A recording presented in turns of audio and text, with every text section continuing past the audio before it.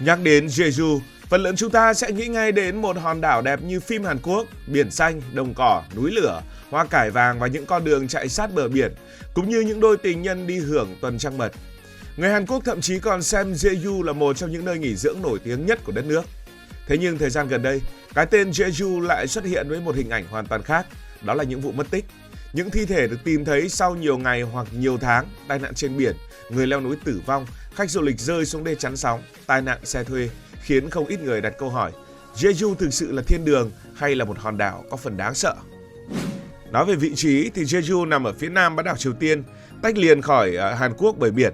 Diện tích của đảo vào khoảng hơn 1.800 km vuông. Đây thực ra cũng đã là một diện tích lớn nếu so với đất nước Hàn Quốc. Địa hình cực kỳ đa dạng. Chính giữa đảo là Hallasan, ngọn núi lửa cao nhất Hàn Quốc với độ cao khoảng 1.950m. Từ Hallasan, địa hình thấp dần ra bốn phía rồi kết thúc ở biển. Nhìn trên cao, Jeju gần giống một chiếc nón khổng lồ nổi dưới đại dương. Lý do là đảo Jeju được sinh ra từ hoạt động núi lửa.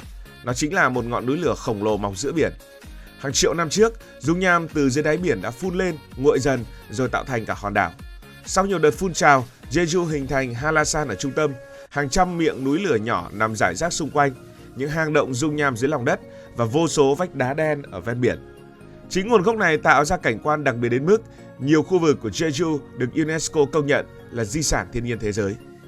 Một hòn đảo tương đối nhỏ nhưng chứa gần đủ cả biển, núi, rừng, đồng cỏ và địa hình núi lửa. Đó là lý do Jeju cực kỳ hấp dẫn. Nhưng cũng chính sự đa dạng ấy khiến nơi này tiềm ẩn rất nhiều loại tai nạn khác nhau. Đầu tiên là về biển.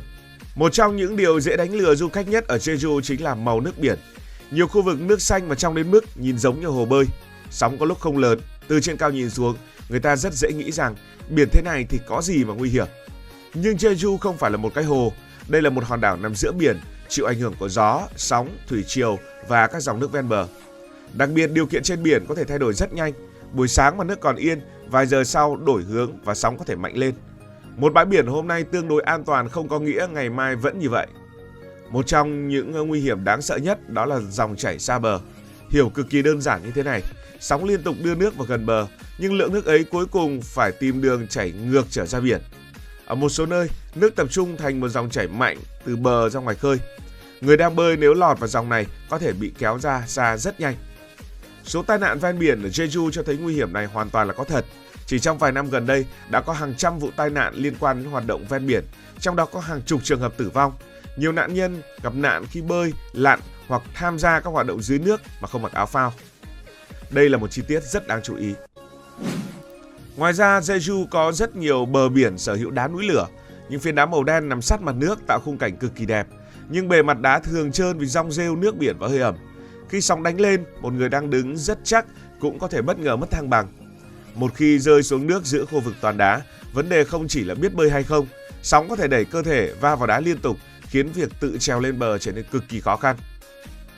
Một loại địa hình nhân tạo còn nguy hiểm hơn nữa là các khối bê tông chắn sóng mà chúng ta thường thấy ở cảng biển. Những khối bê tông nhiều chân này được xếp chồng lên nhau để phá sức mạnh của sóng. Với người câu cá và khách du lịch, đây là một vị trí rất hấp dẫn vì có thể đứng sát biển, chụp ảnh đẹp và nhìn ra xa.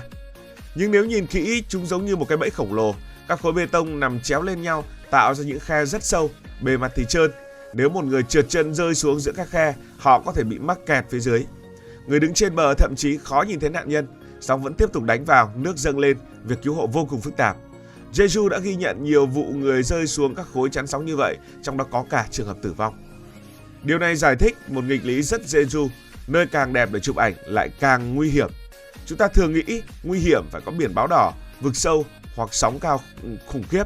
Nhưng ở Jeju, đôi khi nguy hiểm chỉ là một mỏm đá rất đẹp, một bờ kè rất bình thường hoặc một đoạn nước xanh đến mức khiến người ta quên mất mình đang đứng trước đại dương.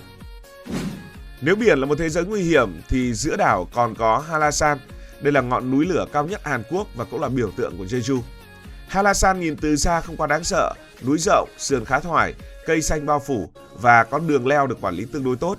Chính vì thế rất nhiều khách du lịch coi đây giống như một chuyến đi bộ đường dài hơn là leo núi thực sự. Và sự chủ quan đã bắt đầu từ đó. Mỗi năm có hàng trăm nghìn người leo Hallasan. Phần lớn đều an toàn, nhưng số trường hợp phải cứu hộ và cấp cứu không hề nhỏ. Nguyên nhân phổ biến là kiệt sức, chấn thương, đau ngực, khó thở, tụt thân nhiệt hoặc gặp thời tiết xấu. Có những người chuẩn bị như đi dạo công viên, giày thì không phù hợp, ít nước, quần áo mỏng và đánh giá quá cao sức khỏe của bản thân. Halasan cao gần 2.000m nên điều kiện trên đỉnh rất khác khu vực ven biển. Dưới chân núi có thể có nắng, nhưng lên cao vài giờ sau có thể gặp sương mù dày, gió lạnh hoặc mưa. Khi tầm nhìn giảm, việc xác định phương hướng khó hơn rất nhiều. Nếu một người gặp vấn đề gì đó ở khu vực cao, lực lượng cứu hộ cũng không thể xuất hiện ngay lập tức trong vài phút. Có trường hợp trực thăng không thể tiếp cận vì mây mù, buộc nhân viên cứu hộ phải đi bộ nhiều km đến chỗ nạn nhân. Một vấn đề khác ít được nhắc đến nhưng cực kỳ đặc trưng của Jeju chính là tai nạn giao thông liên quan đến xe thuê. Các điểm tham quan nằm rải rác quanh đảo, có nơi cách nhau hàng chục km. Vì vậy thuê ô tô gần như trở thành lựa chọn rất phổ biến. Điều đó dẫn đến một tình huống khá đặc biệt. Mỗi ngày có rất nhiều người đang lái những chiếc xe họ chưa quen trên những con đường họ chưa từng đi qua. Có người vừa xuống sân bay đã thuê xe, có người vừa lái vừa nhìn bản đồ. Có khách nước ngoài chưa quen biển báo, có người mải ngắm cảnh biển hoặc tìm lối rẽ vào một địa điểm du lịch nhỏ. Trong khoảng 5 năm gần đây, Jeju đã ghi nhận hơn 2.000 vụ tai nạn liên quan đến xe thuê, làm hàng nghìn người bị thương và hàng chục người tử vong. Tỷ lệ tai nạn xe thuê ở đây cao nổi bật so với nhiều địa phương khác của Hàn Quốc. Và đỉnh điểm đến cuối tháng 8 năm 2026, nhiều trường hợp từng được báo cáo mất tích ở Jeju được phát hiện đã tử vong trong thời gian rất gần nhau. Trong số đó, đáng chú ý nhất là trường hợp một phụ nữ 37 tuổi mất tích từ tháng 5. Cô được tìm thấy hơn 3 tháng sau trong một khu vực cây cối nằm không quá xa nơi cô từng ở trong trạng thái tử vong. Nếu chỉ dừng lại ở đó, đây là một vụ mất tích đau lòng, nhưng điều khiến dư luận nổi giận chính là cách hồ sơ ban đầu được xử lý. Một cảnh sát phụ trách từng báo cáo đã liên lạc được với người mất tích và xác nhận người này an toàn. Vì vậy hồ sơ được đóng. Sau đó người ta phát hiện việc liên lạc với cô ấy có vấn đề và viên cảnh sát thừa nhận khai báo không chính xác. Sự việc lập tức trở thành một bê bối lớn. Hàng trăm hồ sơ mất tích mà viên cảnh sát này từng xử lý phải được rà soát lại. Chính quyền Hàn Quốc thậm chí phải xem xét rộng hơn cách lực lượng cảnh sát xử lý những vụ mất tích. Cùng lúc đó, một số người mất tích khác tại Jeju cũng được phát hiện tử vong. Mạng xã hội lập tức xuất hiện đủ loại suy đoán. Có người bắt đầu nói về một chuỗi vụ án bí ẩn, có người thậm chí tưởng tượng Jeju giống như một hòn đảo mất tích. Nhưng đến thời điểm hiện tại chưa có bằng chứng cho thấy những trường hợp này liên quan với nhau hoặc Jeju đang tồn tại một kẻ hàng loạt nào đó. Tuy nhiên, vụ việc vẫn đáng sợ theo một nghĩa khác. Nó đặt ra câu hỏi, nếu một người mất tích trên một hòn đảo có rừng, núi, bờ biển và rất nhiều khu vực ít người qua lại, chỉ vài ngày đầu tiên bị bỏ lỡ thì cơ hội tìm thấy họ sẽ giảm nhanh như thế nào? Nếu chỉ nói về tai nạn hiện đại thì vẫn chưa đủ để hiểu cảm giác ám ảnh của Jeju, bởi bản thân hòn đảo này đã trải qua một chương lịch sử cực kỳ đau thương. Đó là sự kiện vào giữa thế kỷ 20, trong giai đoạn từ cuối những năm 1940 đến đầu những năm 1950. Jeju trở thành nơi xảy ra nổi dậy, đàn áp và các chiến dịch quân sự cực kỳ đẫm máu. Ước tính hàng chục nghìn người thiệt mạng, phần lớn là dân thường. Với dân số Jeju khi ấy chỉ vài trăm nghìn người, đây là một tổn thất khủng khiếp. Có những ước tính cho rằng số người chết tương đương hơn 10% dân số của hòn đảo thời điểm đó. Vậy là Jeju là một hòn đảo đẹp đến mức khiến người ta đến một lần trong đời, nhưng cũng là nơi nhắc chúng ta rằng thiên nhiên càng đẹp thì càng không nên coi thường. Cảm ơn vì đã quan tâm theo dõi câu chuyện này. Nếu thấy thú vị, hãy đăng ký kênh để không bỏ lỡ những video mới nhất.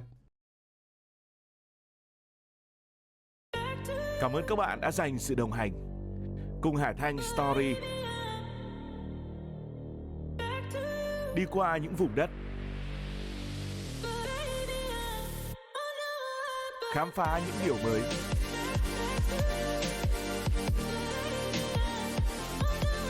Đừng ngần ngại, hãy để lại những góp ý và xin được hẹn gặp lại.